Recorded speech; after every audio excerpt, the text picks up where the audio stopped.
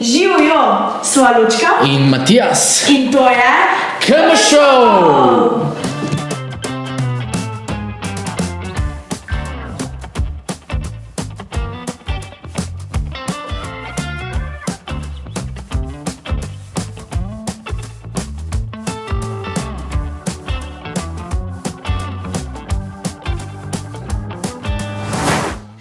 Lepo pozdravljen v še enem KM Show.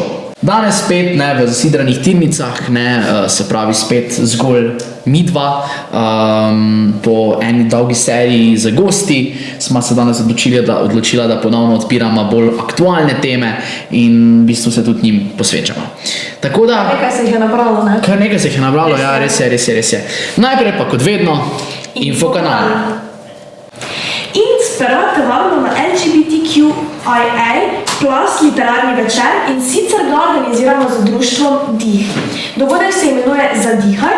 Vse bodo po na njem predstavili kar 4 literarni umetniki, ki torej ustvarjajo na tem področju. Uroš Prah, Ana Resnik, Martin Gramc in Veronika Razpotnik. Dogodek bo 18. februarja na našem Facebook profilu s pričetkom ob 6. uri. Vabljeni. To pa ni edini dogodek, ki nas čaka v naslednjih dneh, temveč 23. februarja ob 17. uri na našem Facebook profilu gostimo oziroma izvajamo spet en zelo zanimiv dogodek, ki sicer uspešna podcast zgodba Idea. Tako da res, Idea, bodo sami povedali, tako najboljše. Zato ste res vabljeni seveda na oba dogodka, tako da ja. Več informacij pa kot vedno v opisu videa.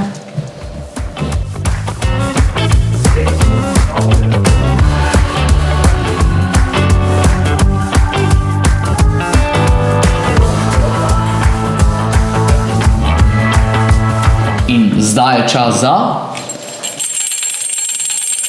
aktualne novice.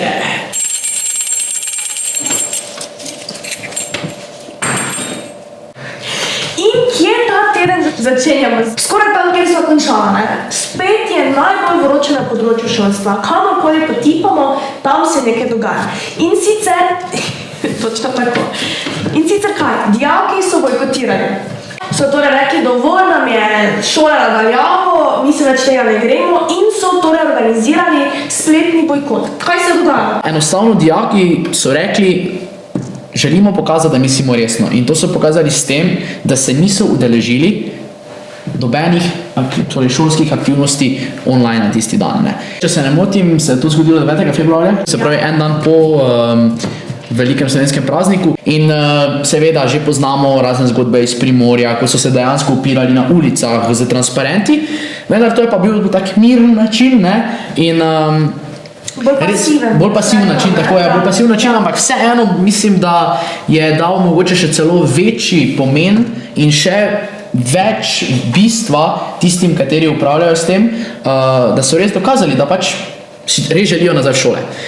Ja, jaz upam, da bo to pozvonilo tudi na glave tistih, ki mogoče do zdaj so si mislili, pa saj tu zdaj, ne vem, v manjših skupinah protestirajo. Jaz mislim, da je bilo to res zdaj državno, oziroma da so res sodelovali vsi, ki se glede tega torej strinjajo, da si želijo nazaj v šolske klopi in tudi upam, da se bo pač torej slejko prej urgiralo na tem področju, ne? Tako, sicer se kljub vsemu moramo zavedati, da je vseeno varnost na prvem mestu, ne glede na vse, in da vekolikor jaz verjamem, da vkolikor ministrstvo ocenjuje, da je povratek v šole zelo riskanten, še vedno sem mnenja, da se potem naj počaka. Ampak govorimo overall, jaz upam, da se bo v bodoče pač rešilo tako, kot se najboljše lahko, kar pomeni in da bo ministrstvo zadovoljno z ukrepi, kateri se izvaja in da bodo dijaki zadovoljni z učnim procesom. Je nič, kaj se pa dogaja na področju študentov. Tudi tukaj je zadnje dni zelo vroče, to pa zato, ker vlada ni odobrila, torej vpisal na visokošolske zavode in univerze. V bistvu to se še bolj dogaja spet na strani dijakov, spet so četrtletniki tisti, ki so zelo neprivilegirani v tem stanju. Zdaj, kar se samih študentov tiče, načeloma ne gori ogenj tako kot pri vpisu na magistrske programe, kar torej zaveda nas študente, ampak bolj kot ne, torej želijo vpisati oziroma želijo zmanjšati vpis na družboslovne smeri, torej in povišati vpis na naravoslovne. Zdaj, kaj to pomeni? povišali vpis in na medicini v Mariboru in na medicini v Ljubljani, Oziroma torej vpisna mesta. 50, ja, več, Vpisna mesta. 50 več vpisnih mest. Tudi naslednje leto bo prvič v Mariboru vpisovala dentalna medicina, kar že v bistvu se še v Mariboru, univerzi v Mariboru ni bilo, je samo v Ljubljani, tako da neki premiki se dogajajo. Ampak tukaj je zdaj vprašanje, kaj se bo tako zgodilo z družboslovnimi smermi. Torej, ogromno je bilo govora, mislim, da čez fakulteto za družbene vede v Ljubljani, da to naj bi bile smeri, ki ne podpirajo dejanskih služb, nekih dejanskih stvari, oziroma področji, ki jih potem v življenju potrebujemo, ampak ali je to res?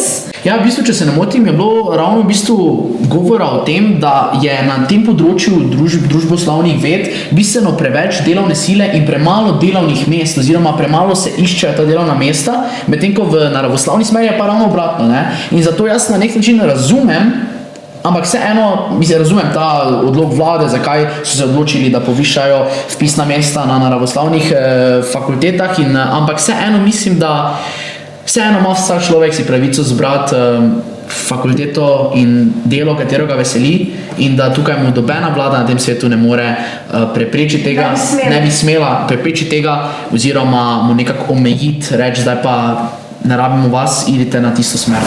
Druga spiko. Aktualna novica. Super, lepo se učiš, ne morem reči, super. Lepo jemlješ moje fore. Bi se lahko tudi drugače reklo, ne, se ne heca vse. A moje? Ne, jaz ne fejkam.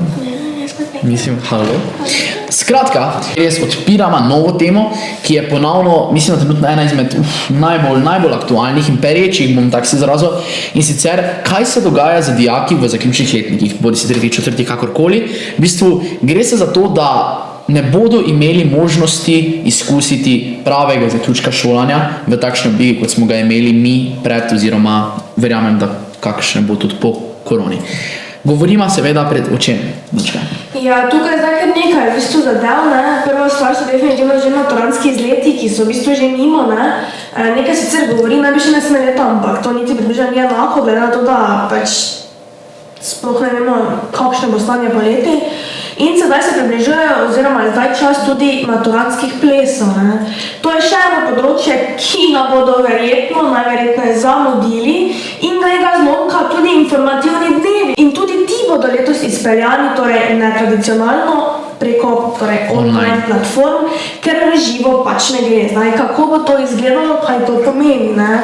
Jaz definitivno mislim, da informativni dnevi so ne taka stvar, za katere je res v bistvu tisto, da ti greš na neko fakulteto, torej živo slišiš, vidiš utrip fakultete. Pač recimo jaz, ko sem šla na informativne dneve, stvar, ki sem jo gledala, je bil, ne vem, ljudje, utrip prostora, ne vem, urejenost, tudi kakve take zadeve, ki jih lahko vprašaš, sicer se potem vem, da malo narejeno, da sicer lahko nekaj vprašanje postiš, ampak ni to. Ne. Ni enako, ne, kot živo, ne. Zdaj, če si se ti fokusirala bistveno bolj na, bomo rekla, na vpis, bi se še mogoče jaz tukaj fokusiral na te, bomo rekli, malo bolj zabavni del, ki nas je čakalo, oziroma ki vas bi naj čakalo, se pravi maturantski izleti, maturantski plesi. Mogoče tukaj predvsem na maturantske plese, že lanska generacija zaključnih letnikov ni imela večina.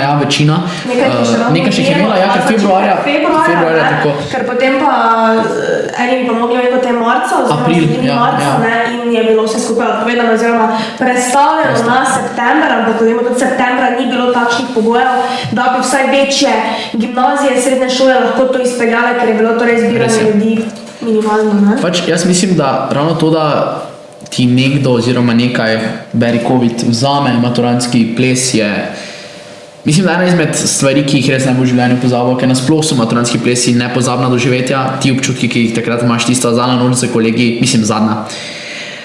Bomo rekli taka zadnja, bolj sproščena, ker potem vseeno pride hitro za te matura in tak naprej in se že vse skupaj malo oteži. Je to nekaj takega, noč za spomine.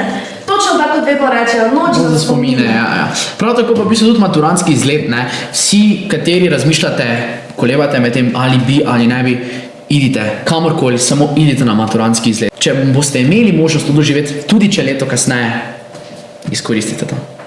Mogoče že zato, da boste zladili skupaj z razredom tako je, ker tako je rekel Matijas. Potem pride matura, enostavno se posloviš, recimo lani, ko je bilo tudi online, mislim, da so se potem videli na podelitvi mature, še to je bilo z maskami na daljavo in potem v bistvu, gledajte, greš študirati v Ljubljano, na obalo, eni celo v tujino, nikoli več ni tako, kot je bilo, ne. In tudi verjamite mi, lahko imate še ne vem koliko reunionov, ampak vsi se ne boste niti enkrat več zbrali.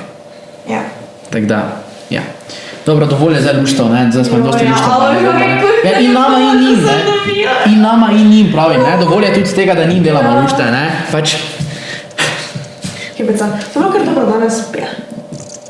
Kdo zdaj kaj govori? Lučka začne, jaz pa nadaljujemo.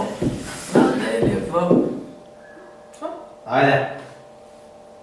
In zdaj je čas za spoznaj naju.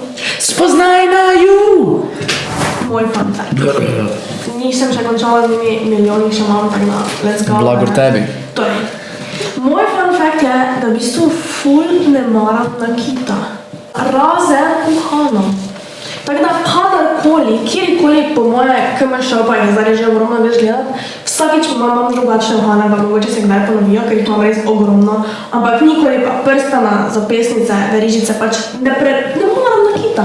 To pa zato veš, ker sem, ko sem imela piercing, mi je bilo tako ful preveč, če sem se imela, ne, in sem se pač tako navadila zdaj in res ne nosim nakita.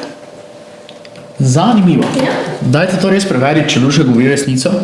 Tako me je bila verižica, eno bolj ne, ker eno pa res nosim včasih, ne, ampak... Dobro, dajte preveč Luša govori resnico, ker če jo dobimo, da ne, te bo drugič imela neki zanimiv izziv, ampak to morate vi komentirati in vi povedati, ali govori resnico, ali se laže. Ojoj. In Matijas, kaj je tvoj fun fact? Okay. Moj fun fact pa je danes za čuda povezan z literaturo. In oziroma, koliko pa so stripi literatura? Ne, sej sem dosti literature bral, ampak... Treba. No, in zdaj govoril sem že davno zaradi morja, ne, in vedno, ko sem bil na morju, v bistvu sem zelo rad bral nasploh stripe.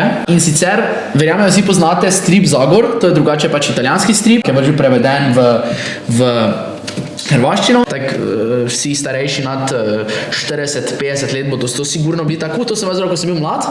No in ja, tudi moj ata je bil tak, ne, in zato je bil pač ata enkrat, dolg čas mi je bil, pa je rekel, pridi z mano, pa mi je kupil Zagora. Jaz to berem, res je, da vsi nisem razumel, ampak so to slikice, ki ti pomagajo, ne. In s tem sem se tudi ful polučil tudi hrvaško govoriti. V glavnem, ja, se pravim, da sem bil takrat star, ne vem, 7 let, 8 let, da sem znal brati.